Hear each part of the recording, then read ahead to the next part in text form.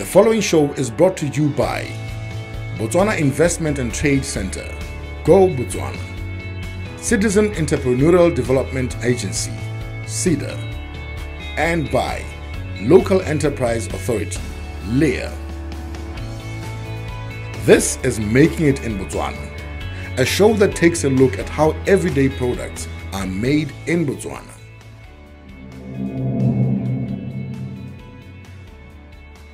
We decided to reroute the ministry and implement a purposive apex model, which was meant to bring together the various departments and parastatals under the ministry and break the silo mentality, especially where we thought that the parastatals and departments have a common mandate. And so we decided to implement the purposive apex model with 3 apexes, one of SME development, one of export development, and another one of investment promotion.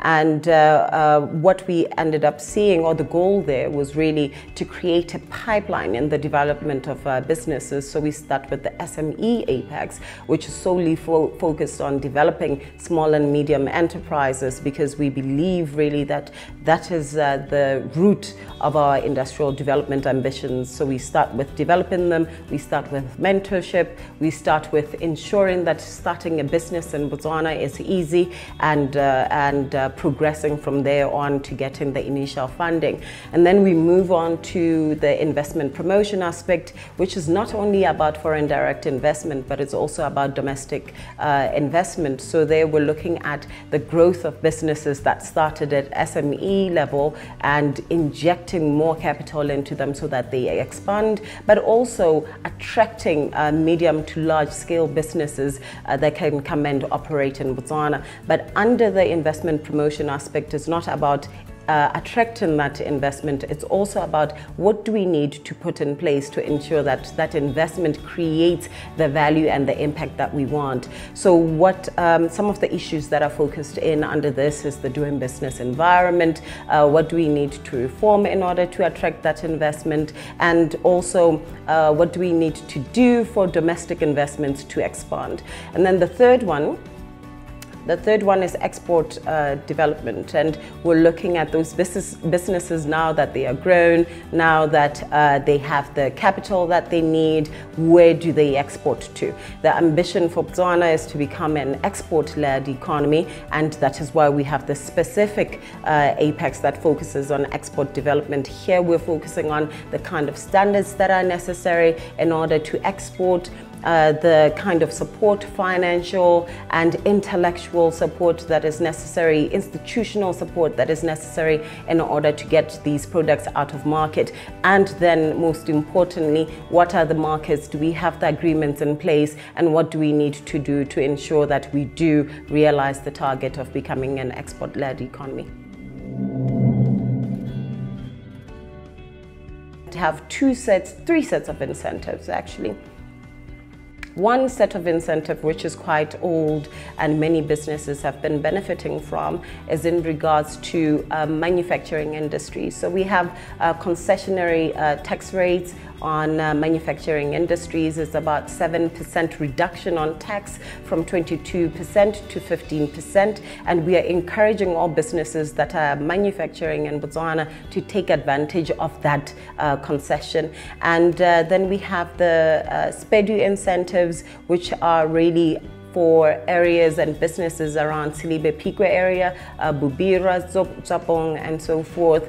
For any manufacturing industry that's set up there, we are offering 5% rate for the first 5 years and then 10% thereafter. So you can see that this is a very big discount for taxes from 22 to 5% and so forth.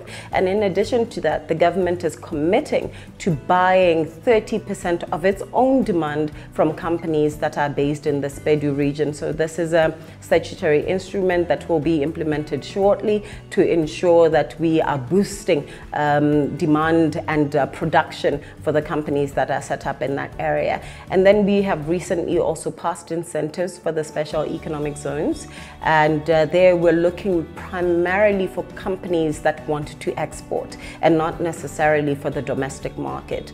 And there we are similarly offering 5 and 10% tax incentives, and we are also saying that there is a repatriation of profits. We're not encouraging it, but we don't have any foreign currency controls.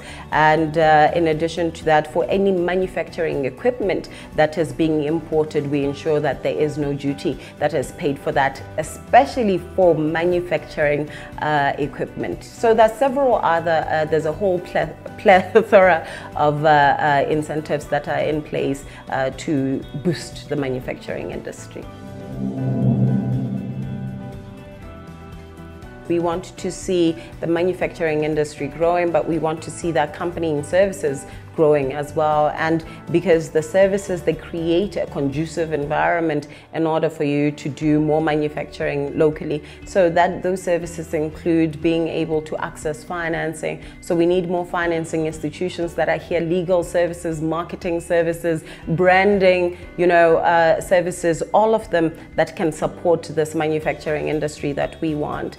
And the current state, not where we want it to be, but I am glad that the numbers show that we have managed to reduce the import bill, and I think it's by about 300 million pula, and that is it's a win, but it's not a big win. We want to be more aggressive in the next figures that will come out, and we have been supporting in various aspects. We're working with the retailers to ensure that they are carrying more locally produced goods, and we have seen that in the uptake in the food industry. And we are seeing a lot of the clothing companies also subcontracting some of our textile producers, textile manufacturers that are being supported by the likes of Mr. Price, by the likes of Woolworths and so forth. And you might have noticed some of your towels, most of the towels, when you walk into a shop and you look, they are actually made in Botswana, including if you go to any hotel in South Africa.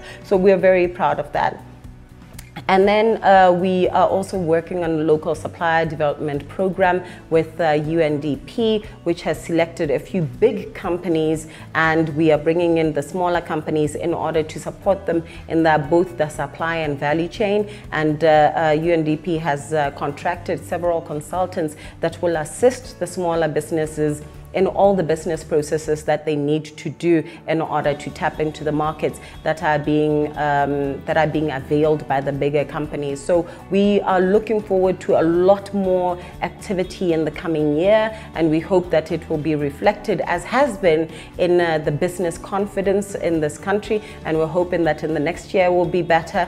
And because sadly all the reforms we have done were passed by time, by the time the World Bank came here to do a study on doing business, we hadn't passed our reforms in Parliament. So we're hoping in the next year, because we would have had time to implement, that will also be reflected in the ratings, and Botswana would have moved up in the ratings in terms of doing business. But most importantly, we're hoping that all of these reforms and activities that we're undertaking will be shown in the everyday lives of Botswana, that we will see more wealth being created locally, we will see more Botswana in businesses that are successful, and we will be able to look or review at some of our policies instead of where we are in 53% implementation of EDD, which we think is dismal, that in the next year we will see it being around 70% as we grow, and as we work at enforcing EDD and also citizen economic empowerment.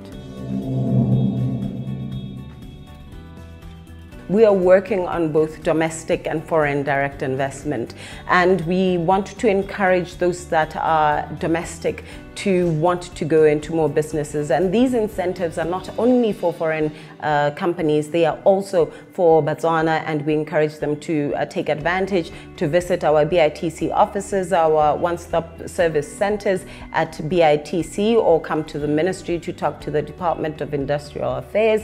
But also for the foreign direct investors that might be looking at this and thinking, I want to invest in Botswana, we are certainly a premier investment destination, and and we want to be part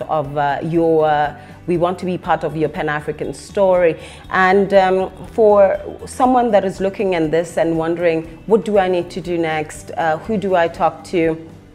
I would encourage you to start off at layer, which is why we have created that pipeline, that you start at layer, tell them your proposal, ask them to help you with your proposal, even including for branding, and then they will help you to move forward to Cedar. And I actually forgot one of the latest offerings that we have at the ministry to encourage more manufacturing and production industries. We have introduced what we call a pre-project fund, and this one is to assist those that need to go through EIAs and health tests and all of that, the things that you need to do before you start your factory or you start your farm.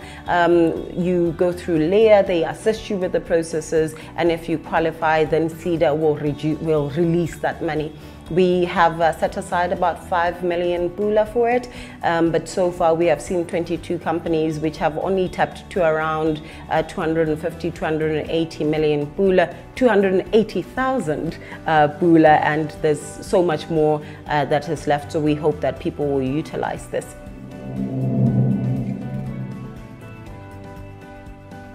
My message to those that are watching is we are positioning ourselves to be a premier investment destination in the continent, in Africa, which is why we are making all of these agreements, and we are opening up markets to any business that is set up in Botswana.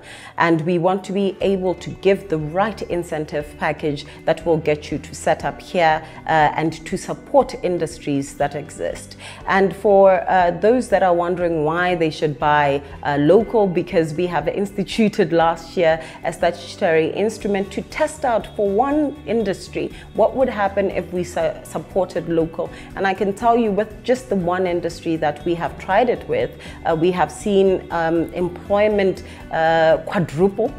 We have seen investment also almost quadruple in the area, and we have seen local participation in that area also increase. And these are the things that we want. We want to see employment increasing, we want to see wealth increasing, and we want to see a more active participation of people in the economy. So buy local, because it is worth it. It will create employment, it will create wealth, and these are things that we will be proud of. Will set a base. When people look from outside, they will say we want to come there because the people of Botswana have a trust in their own economy, so we should trust it as well.